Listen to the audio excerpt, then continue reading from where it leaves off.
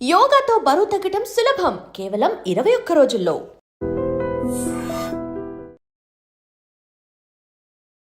నమస్తే, welcome to I dream inside politics with Kavitha.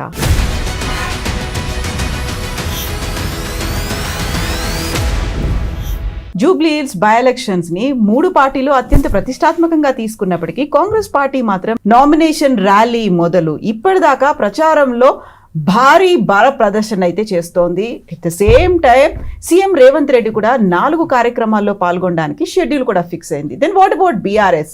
KCR participate చేస్తున్నారా? BRS strategy ఏంటి? మనతో పాటుగా ఉన్నారు బీఆర్ఎస్ సీనియర్ లీడర్ రావుల శ్రీధర్ రెడ్డి గారు. నమస్తే అండి. సో భారీ బల ప్రదర్శన అనేది ఉంటుంది, ర్యాలీగా వెళ్తారు ఒక నామినేషన్ వేయడానికి, అప్పుడే వాళ్ళ అంగబలం అర్ధబలం అంతా చూపించుకుంటూ ఉంటారు. మీరేంటి అంత సింపుల్గా వెళ్ళేసి వచ్చారు, ఎందుకట్లా? ఇప్పుడు నియోజకవర్గంలో 4,01,000 మంది ఓటర్లు ఉన్నారండి. మన మద్దతుదారులు కూడా వేలల్లో ఉంటారు కదా, అందరినీ నామినేషన్ ర్యాలీకి తీసుకురావడం అనేది సాధ్యమవుతుందా? బల ప్రదర్శన అంటే ఎంత బల ప్రదర్శన? బేసికలీ 5,000 మంది వస్తే బల ప్రదర్శన, 10,000 మంది వస్తే బల ప్రదర్శన. సింబాలిక్గా కొంత భారీగా ర్యాలీలు వేసి నామినేషన్ వేయడం సహజం, కానీ దాని ద్వారానే అది ఉంటేనే ప్రజలకు మన నిజమైన బలం తెలుస్తుందని ఎవరిని అనుకుంటే అది అమాయకత్వం అవుతుంది.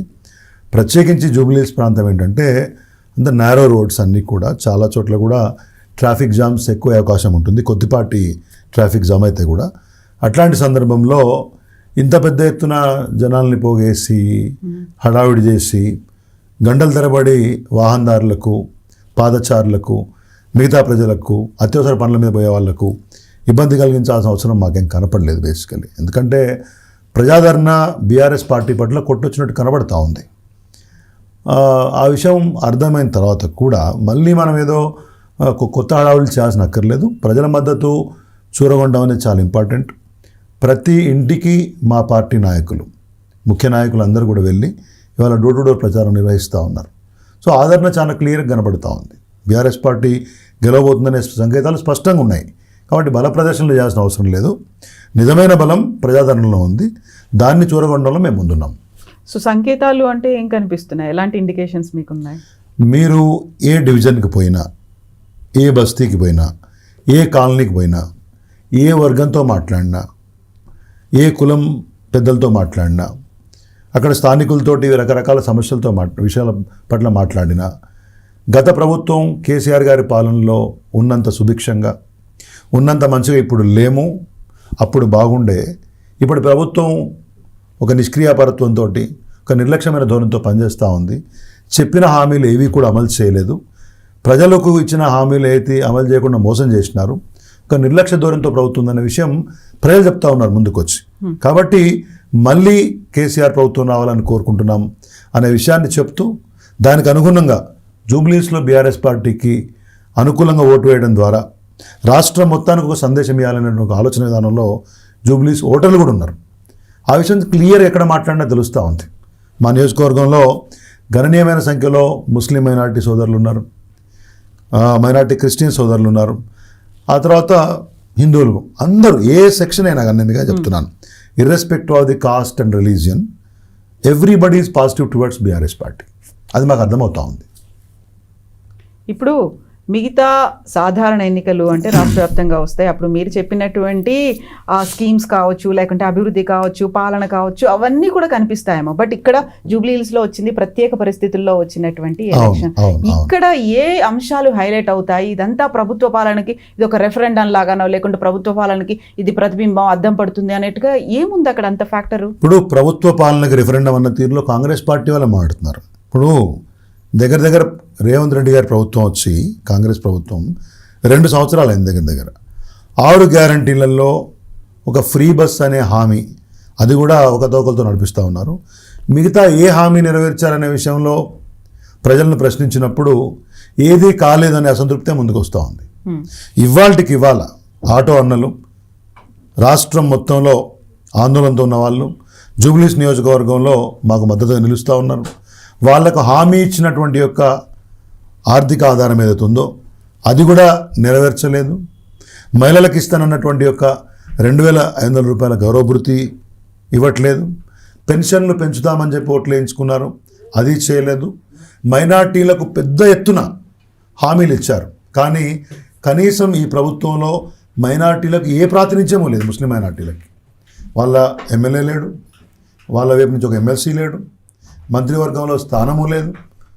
అంటే ఇంక్లూజివ్ గవర్నమెంట్, అందరినీ కలుపుకొని పోతున్నాం. సామాజిక న్యాయం మా ప్రభుత్వంలో ఉంది, ప్రజాపాలన మాదని చెప్పుకునే కాంగ్రెస్ ప్రభుత్వంలో ఒక ముస్లిం మైనార్టీ వర్గానికి ఎన్నడూ లేని విధంగా సరైన ప్రాతినిధ్యం కూడా లేదు. మిగతా వర్గాల సంగతి సరే, హామీల యొక్క నిర్లక్ష్యం సరే.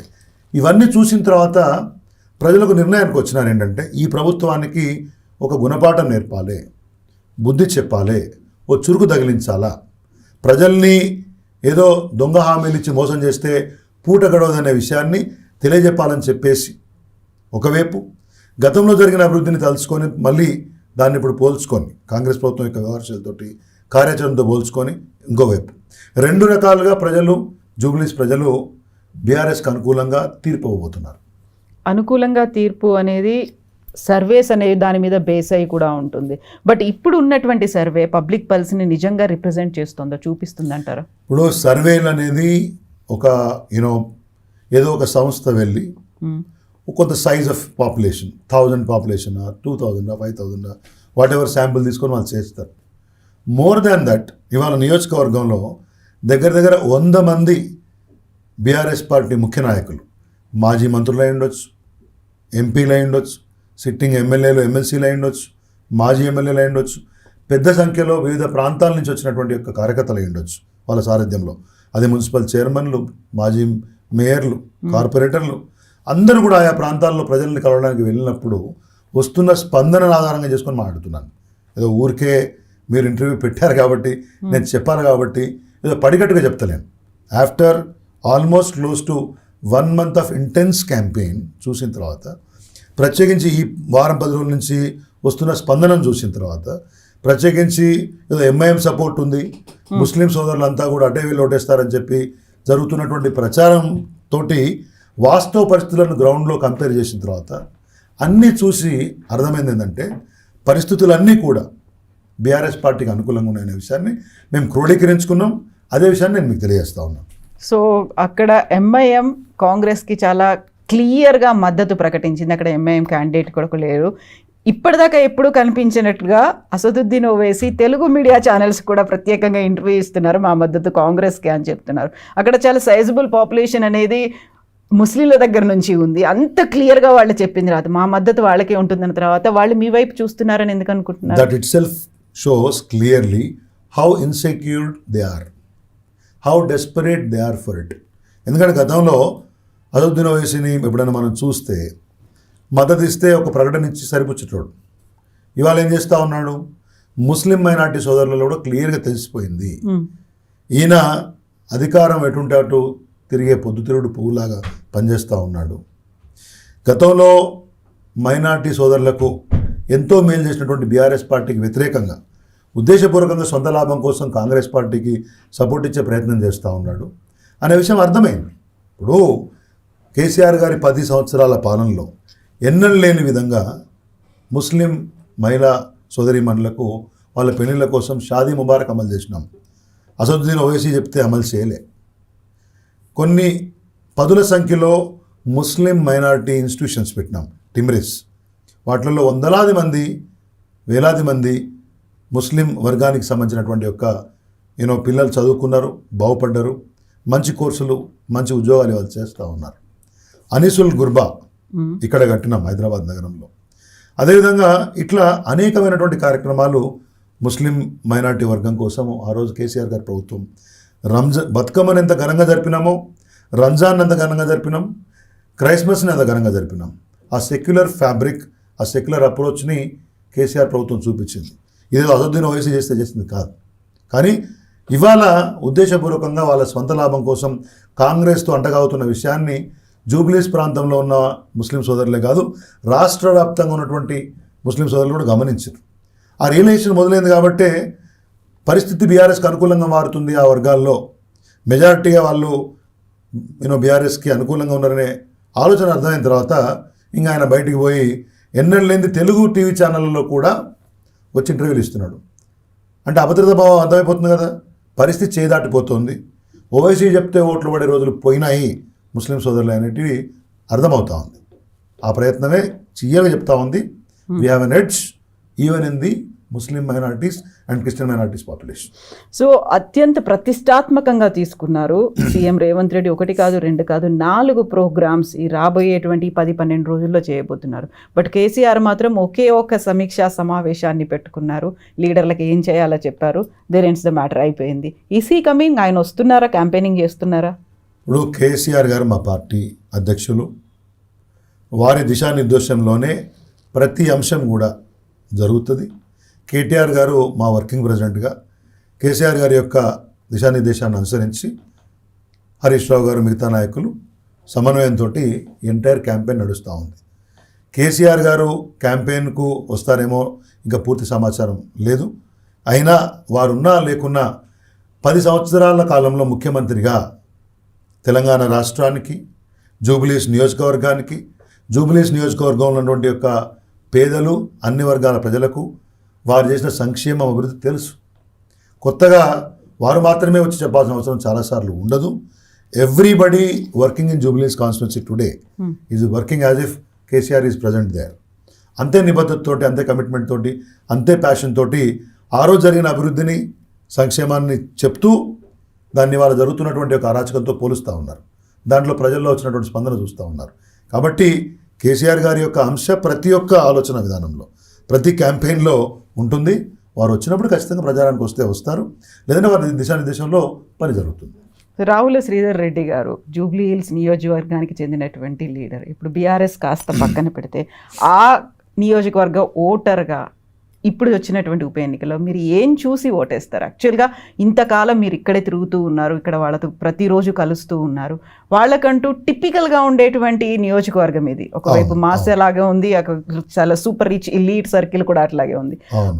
ఒక యావరేజ్ ఓటర్గా ఆలోచించాలంటే ఏం ఆలోచించి ఓటేస్తారని మీరు అనుకుంటున్నారు? అంటే ఇప్పుడు జనరల్గా ప్రభుత్వాలకు, ఇప్పుడు కాంగ్రెస్ ప్రభుత్వం ఉంది, అయితే అనుకూలంగా ఓటు పడాలా లేకపోతే వ్యతిరేకంగా ఓటు పడాలి, అదే కదా మీరు మాట్లాడుతూ ఉన్నారు. ఎందుకు బీఆర్ఎస్కి ఓటు వేయాలి అంటే, ఒకటి ఇవాళ 10 సంవత్సరాలు బీఆర్ఎస్ పార్టీ పరిపాలనలో కేసీఆర్ గారి నేతృత్వంలో ప్రజలు అభివృద్ధి సంక్షేమం చూసిన వాళ్ళ కళ్ళ ముందు కనపడ్డది. కొన్ని వేల కళ్యాణ లక్ష్మి, షాదీ ముబారక్ ఫలితాలు, వాళ్ళ కుటుంబాలకు దొరికినటువంటి ఒక సాయం, కొన్ని 10ల సంఖ్యలో పెట్టినటువంటి ఒక బస్తీ దవాఖానాలు. ఇవాళ మాకు ఎర్రగడ్డలో టిమ్స్, హైదరాబాద్ నలుచెరుగుల పెడుతున్నటువంటి సూపర్ స్పెషాలిటీ హాస్పిటల్స్లో ఒకటి టిమ్స్ అక్కడ ఇవాళ నిర్మాణం జరుగుతూ ఉంది. కొన్ని లక్షల ఎస్ఎఫ్టీలో అక్కడ పెద్ద హాస్పిటల్ రాబోతూ ఉంది. నియోజకవర్గంలో రోడ్లు కానివ్వండి, డ్రైనేజ్ వ్యవస్థలు కానివ్వండి, మిగతావి జరిగినటువంటి ఒక అభివృద్ధి ఆ రోజు వాళ్ళు చూస్తున్నారు. Ambedkar centre for Dalit studies అదొకటి అక్కడ పెట్టినారు. మిగతా హాస్టల్స్, మిగతా శాంతి భద్రతకు సంబంధించినటువంటి వ్యవస్థను కొత్తగా ఏర్పాటు చేసినటువంటి పోలీస్ స్టేషన్లు అప్పుడైనాయి. సో అప్పుడు ఒక అభివృద్ధి జరిగింది బ్రహ్మాండంగా, అప్పుడు ఒక సంక్షేమం జరిగింది. ఈ 2 సంవత్సరాల్లో ఏముంది అంటే, కాంగ్రెస్ ప్రభుత్వం ద్వారా కొత్తగా ఏమీ జరగలేదు. తర్వాత ఈ ఎన్నిక ప్రకటించబడుతుంది అని తెలిసిన తర్వాత అప్పుడు ఇంకా మొదలుపెట్టారు, ఈడ రోడ్డు వేస్తాం, ఆడ కమ్యూనిటీ హాల్ కడతామని చెప్పి. ప్రజలు దేన్ని నమ్ముతారు? నిజాయితీతోటి, చిత్తశుద్ధితోటి కేసీఆర్ గారి ప్రభుత్వంలో జరిగిన 10 సంవత్సరాల అభివృద్ధిని నమ్ముతారా? ఇవాళ ఓట్ల కోసం మాత్రమే కాలనీలు గల్లీలు తిరుగుతున్న మంత్రుల మాటలు నమ్ముతారా? ఆ రోజు మేము చేసిన అభివృద్ధి, నిజాయితీకి ఇవాళ ఖచ్చితంగా సిట్టింగ్ సీట్ మాకు ఇది. వాళ్ళు కంటిన్యూ చేస్తారనే విశ్వాసం మాకుంది. ఈ ప్రభుత్వానికి కూడా ఇచ్చిన హామీలను మోసం చేసి ప్రజలను మభ్యపెడుతూ కాలం వెల్లదీస్తున్నటువంటి కాంగ్రెస్ సర్కార్కు ఓ గుణపాఠం చెప్పాలి అనే భావన రాష్ట్రం మొత్తం నెలకొంది. అది జూబ్లీ హిల్స్ ఏం ఎక్సెప్షన్ కాదు. కాబట్టి అభివృద్ధి చేసిన వాళ్ళని గుర్తుపెట్టుకుంటాం, హామీలతో మోసం చేసిన వాళ్ళని తిరస్కరిస్తాం అని చెప్పడం కోసం ప్రజలు ఇవాళ అత్యంత చైతన్యంతో ఓటైపోతున్నటువంటి ఎన్నిక జూబ్లీ హిల్స్ ఉప ఎన్నిక. సో చైతన్యం అని అనుకున్నప్పుడే సర్వేల రిపోర్ట్లు అనేవి వస్తున్నాయి. మీకు ఎలా ఉన్నాయో కాంగ్రెస్ పార్టీకి అలాగే ఉన్నాయి, బీజేపీ కూడా అదే చెప్తోంది. ఇంటర్నల్ ఉన్నాయి, ఎక్స్టర్నల్ ఒక థర్డ్ పార్టీ సంబంధించి ఒక సర్వేలు, ఇవన్నీ చూస్తున్నప్పుడు ప్రతిరోజు డిఫరెన్సెస్ అనేవి కనిపిస్తూ ఉంటాయి. కొన్ని న్యూట్రల్గా ఉన్నాయి, కొన్ని బయాస్డ్గా ఉన్నాయి అనిపిస్తుంది, కొన్నిటికో మనం అలర్ట్గా ఉండాలేమో అని అనిపిస్తోంది. సో ప్రజా చైతన్యం కావచ్చు, వాళ్ళు అలర్ట్ అయ్యారనుకున్నప్పుడు, సర్వేలు చూసినప్పుడు, ప్రజాభిప్రాయం ఇవన్నీ చూసినప్పుడు November 14th మాకు ఏ రిజల్ట్ అనేది కనిపించబోతోంది? నవంబర్ 14 మీరు సాయంత్రం దాకా ఆగనక్కర్లే. ఓకే. ఉదయం పోస్టల్ బ్యాలెట్ కొంతమేరకు, ఆ తర్వాత నార్మల్ కౌంటింగ్ వచ్చేవరకే ఒక గంటన్నరలో మీకు ఫలితం అర్థమైపోతుంది, బీఆర్ఎస్ పార్టీ గెలవబోతుందని. 14 దాకా ఆగనక్కర్లే, నేను అదే చెప్తున్నా మీకు. ఒకసారి ఐ డ్రీమ్ ద్వారా మీరు నిజాయితీగా మాకు 6 డివిజన్లు ఫుల్, సోమాజిగూడలో ఒక 37 బూతులు ఉంటాయి, సోమాజిగూడ డివిజన్లో ఇటువైపు, అన్నిట్లోకి మన వాళ్ళని పంపించండి, నిజాయితీతో కూడా సర్వే చేయండి. ముస్లిం మైనార్టీలు అయి ఉండొచ్చు, క్రిస్టియన్లు అయి ఉండొచ్చు, హిందువులలో ఉన్నటువంటి అన్ని కులాలకు సంబంధించినటువంటి వాళ్ళ, ప్రాంతాలకు సంబంధించినటువంటి వాళ్ళు, అన్ని వర్గాలకు సంబంధించిన వాళ్ళు, అన్ని ఏజ్ గ్రూప్ సంబంధించిన వాళ్ళను సర్వే చేయించండి. నేనే ఊరికే మీకు ఏదో చెప్పాలి కాబట్టి, ఆన్సర్ ఇవ్వాలి కాబట్టి, బీఆర్ఎస్ లీడర్ కాబట్టి ఇట్స్ నాట్ లైక్ దాట్. మీరే అన్నారు, ఐ మీన్ దేర్, ఆ నియోజకవర్గంతో 10 సంవత్సరాల అనుబంధం ఉంది. ఒకసారి ఎమ్మెల్యేగా పోటీ చేశాను, కార్పొరేట్ చైర్మన్గా కూడా ఉన్నప్పుడు మన నియోజకవర్గ ప్రజలతో నాకు పూర్తిస్థాయి సంబంధాలు కొనసాగినాయి, ఇవాళ కూడా కొనసాగుతున్నాయి. కాబట్టి I can understand their basic feeling, వాళ్ళ యొక్క ఒపీనియన్స్ ఎట్లున్నాయని నేను పసిగట్టగలుగుతాను. మాట్లాడుతున్నాను, రోజు కలుస్తున్నాను. కాబట్టి వాళ్ళ యొక్క అభిప్రాయం చాలా క్లియర్. ఇప్పుడు మంత్రులు, కాంగ్రెస్ పార్టీ మంత్రులు, ఎమ్మెల్యేలు అందరూ రోజు వచ్చి ఏదో మాట్లాడుతున్నారు, కాదనట్లేదు. కానీ నిజమేంటో వాళ్ళకి తెలుసు కదా. బయట నుంచి వచ్చిన వాళ్ళం, బయట వాళ్ళు ఎవరైతే ఉన్నారో ఈ మంత్రులు, వాళ్ళు మా వైపు నుంచే వాళ్ళ వైపు నుంచి, మా వైపు నుంచి ఒక ప్రచారం జరుగుతుంది, వాళ్ళకి ఒక ప్రచారం జరుగుతుంది. కానీ అక్కడ ఉన్న వాళ్ళకి జరిగిన విషయాలు ఏంటనేది తెలుసు కదా. సో ఎవరేంటి, ఏ పార్టీ ఏం చేసింది, ఏ ప్రభుత్వం ఏం చేసింది, ఇప్పుడు ప్రభుత్వం ఎంత నిర్లక్ష్యంతో ఉంది, చాలా క్లియర్గా ఉంది వాతావరణం. సో ఎక్కడ మాకు మినిమం డౌట్స్ లేవు. It's very clear that BRS is going to win with great majority in Jubilees constituency. So మనం బీఆర్ఎస్ కాంగ్రెస్ గురించి మాట్లాడుకున్నాం. What about BJP? కన్సిడర్ చేయట్లే మీరు? కన్సిడర్ చేయడానికి నేనెవరిని, కానీ ప్రజలు ఇవ్వాల్సిన తీర్పు అది. కానీ నేను అబ్జర్వ్ చేసిన కాడికి మాత్రం ఈ యొక్క ఎన్నికల్లో బీజేపీ అభ్యర్థి ఎంపిక కూడా చాలా లేట్గా చేసుకున్నారు వాళ్ళు. ప్రచారం కూడా సాధారణంగా ఉందనే విషయం కనబడతా ఉంది. పోటీలో బీజేపీ ఉన్నట్టు ఎక్కడ కనబడతలేదు. ప్రధానమైనటువంటి పోటీ బీఆర్ఎస్ పార్టీ కాంగ్రెస్ మధ్యనే ఉంది. అది కూడా ప్రభుత్వం ఉంది కాబట్టి కాస్త అడవుడిగా అనిపిస్తున్నారు. కానీ ఓవరాల్గా ప్రజల మనసులలో బీఆర్ఎస్ ఉంది, మేము గెలవబోతా ఉన్నాం. Yes, Andy. Thank you so much, Leader. Thank you. And don't forget to subscribe to iDream. And for more videos, Please subscribe to iDream. Please subscribe to iDream. Please subscribe iDreams. And please subscribe to iDream.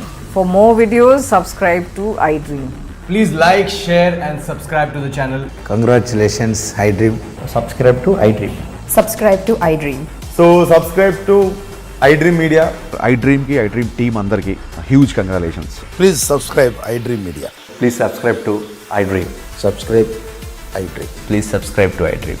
iDream అంటే నా కళల ఛానల్ను subscribe చేసుకున్న నోరు తిరుగుతలేదు, మీరైతే గంట గుర్తు కొట్టండి. For more such videos, please subscribe to iDream. Subscribe to iDream. Please subscribe to iDream. Please subscribe iDream Media. Please do subscribe to iDream. Please subscribe to iDream Media. For best entertainment and information, please subscribe iDream.